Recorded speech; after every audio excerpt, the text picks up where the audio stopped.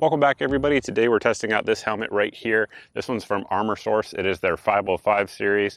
This is the one that has no bolts, so that alone is pretty darn cool. But this is one of their helmets that is being fielded by the U.S. Army currently. It's pretty darn lightweight, and of course it is not a high cut, which a lot of guys kind of think looks cool, but obviously you get better protection there from it. Now, what's interesting about this, number one, it's all made in America. It's reasonably inexpensive currently, and it's super lightweight. So when I first picked this thing up, I was surprised. So I wear, with helmets anyway, a large helmet. So even it comes with the padding and all that stuff that you see in there.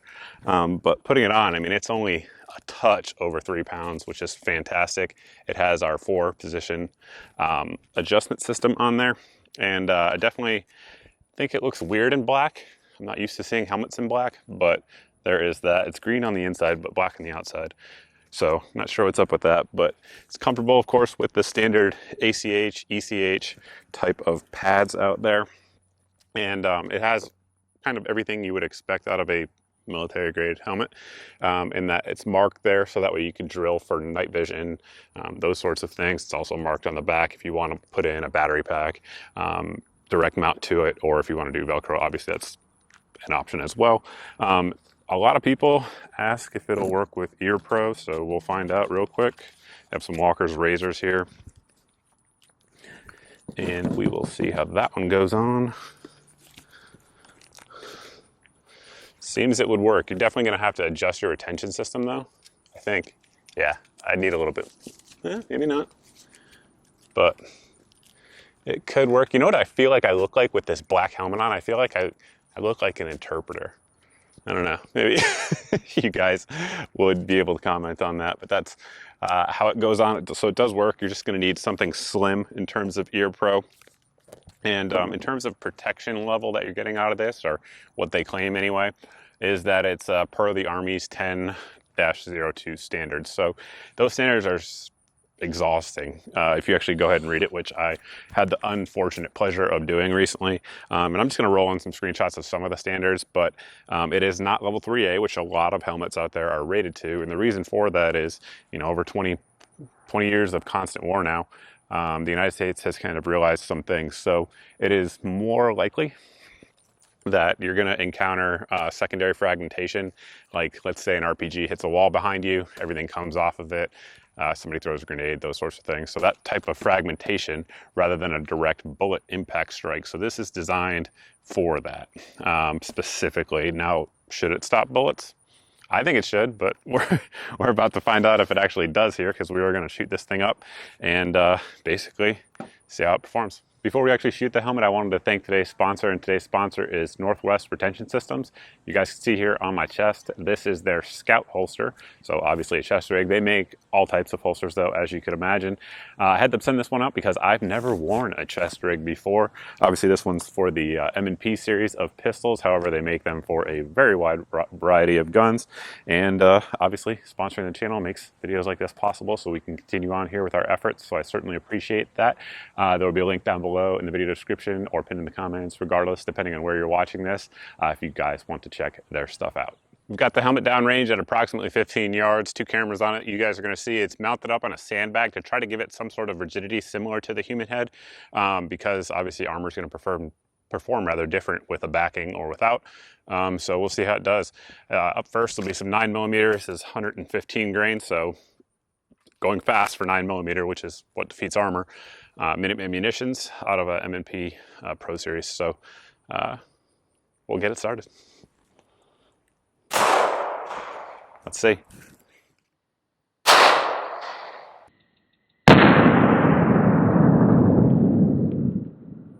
You guys can see our impact there, right on the edge of where our ear comes out, which is probably a tough spot for armor, I would imagine.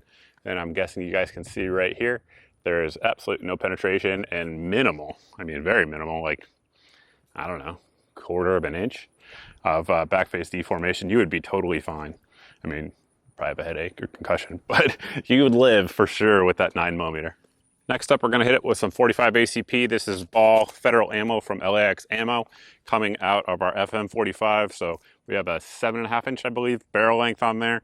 So going a little faster than typical 45 would be. Let's see.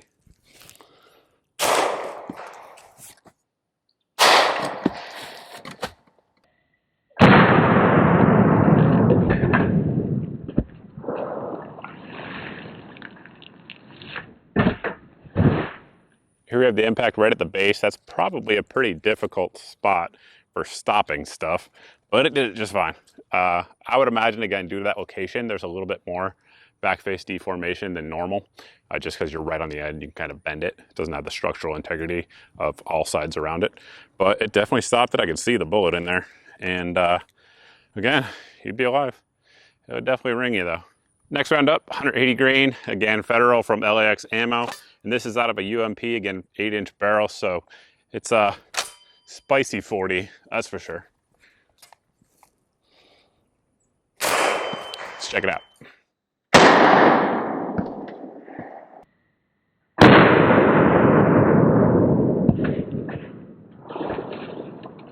At this point, it seems I have a knack for hitting right along the edge there. So we hit it there with the 40. And then as you guys can see there, stopped it just fine compared to the 9. I'm looking on side by side. You guys can see that there. I'm not sure how well it comes across on the camera, but that's 9, that's 40. And again, 40 out of a 8-inch barrel.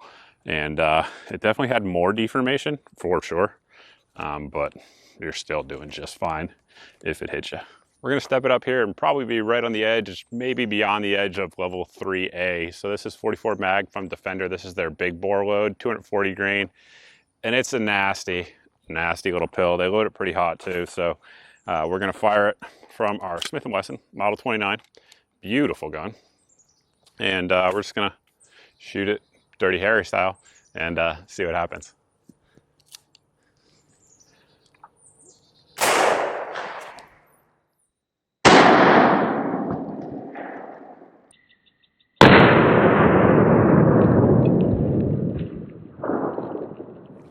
I actually didn't peek inside, so we're gonna find out together if it penetrated it. So obviously we have our impact there, and it looks like, let's look at that pad. Yeah, we definitely did not have penetration.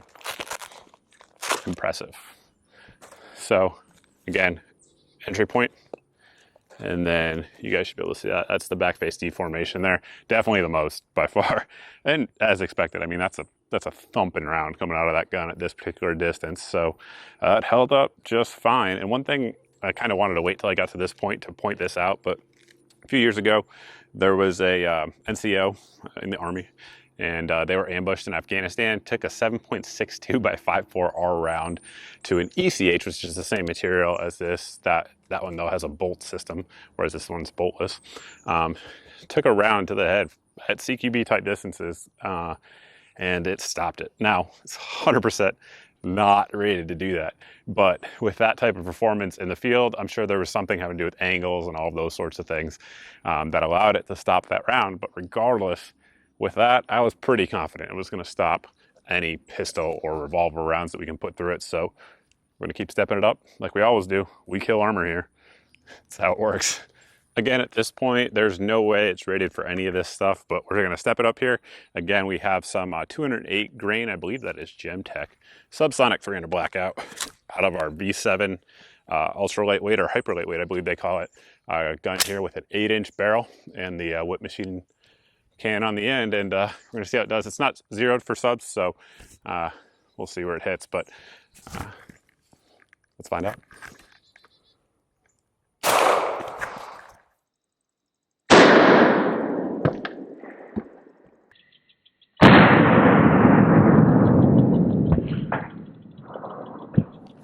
I can't lie to you guys, I did peek on that one because I saw what it looked like on the outside. Take a look at that wound. If anybody has shot a good bit of armor, or if you just watch this channel, which I shoot a ton of armor on, when you see holes that look like that, you're almost always expecting penetration because there's no deformation, nothing grabbing, anything like that. The bullet slowed down. Nope, stopped it. I was on the edge as to whether it would stop a straight on 300 blackout round. and it did. It definitely had a good bit of deformation though. You guys can probably see that. That's definitely more than 44 for sure. But that's because it's got that rifle ballistic coefficient going into it. So, all right, let's keep going. Next up on deck, we have some 147 grain. This is Fiocchi 300 blackout out of the same gun. And let's just stop the video now and let us know if you think it's gonna penetrate. I have my doubts, but it very well may. We shall see. That's why we do these tests. Let's check it out.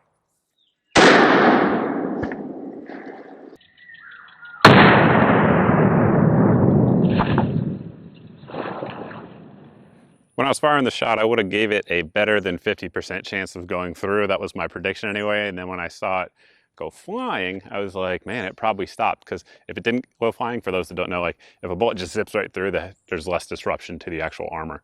And it went flying. And I was like, man, I think it stopped it. So it did. So we had our helmet. If you guys saw it, it was angled like this. So almost a straight on blow. Probably here would have been dead straight on. But regardless,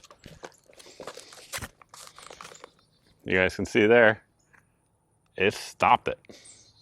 Stopped it pretty well. And additionally, while we have it, you know, all the pads pulled out and all that stuff, you can see how their boltless retention system works. So that's how it works there. It's just removable like that. I'm probably just gonna remove them actually right now. It's probably a better idea so we can get cleaner shots as we go forward, but we're gonna keep going. It's about to get real, ladies and gentlemen. We have some M80 ball here loaded up.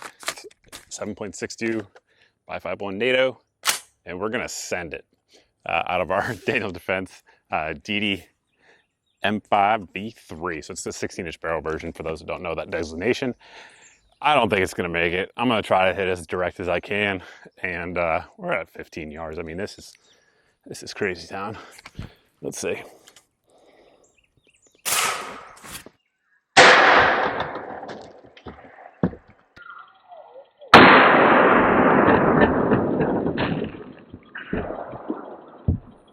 As you probably guessed by the change of scenery here, we did have penetration and I actually found the bullet, which is cool. So we had a straight up direct impact. It was dead nuts on right there.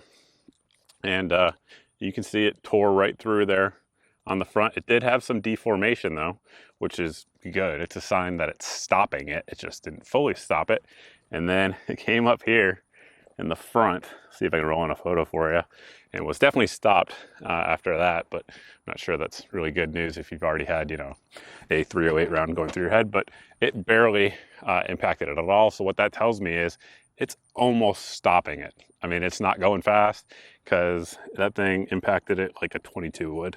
And you can see, I mean, that bullet right there going sideways, all flattened out. It had nothing left. And I mean, again, is nowhere near rated for that. Stopping a 308 is a lot for a, you know, an armor plate, never mind a helmet that weighs 3 freaking pounds. So impressive for sure. Things that I didn't mention so far that I can think of off the top of my head is that it does have a 7-year warranty. It's $399 price point. I don't think I mentioned that yet, and there'll be a link down below in the video description if you guys are looking to pick one up, or pinned in the comments, just depending on where you're watching it. But I mean, that's impressive performance. Me personally, I would paint it. I just think it looks funny being black, like some kind of Star Wars thing. I can actually feel a bullet moving around in there. I don't know which one, but either way, that's what threw me off there for a second. ADD just kicked in, but yeah, I mean, that's a lot of helmet for the money. American made, $399, performs like this, meets Army 10-2 standards. I think you'd be pretty well served if you picked this up and needed to use it in a defensive type of scenario. So that's pretty much it, guys. I think we covered everything. If you have any questions, you can always post those down below as always, but the best place to reach me is over at my Facebook page. Sometimes it takes me a while to get to you guys because there's literally hundreds of thousands of you and only one of me, but I do get to everybody over there because I actually see the messages, whereas on, you know, YouTube or elsewhere that I post videos, I don't always see them.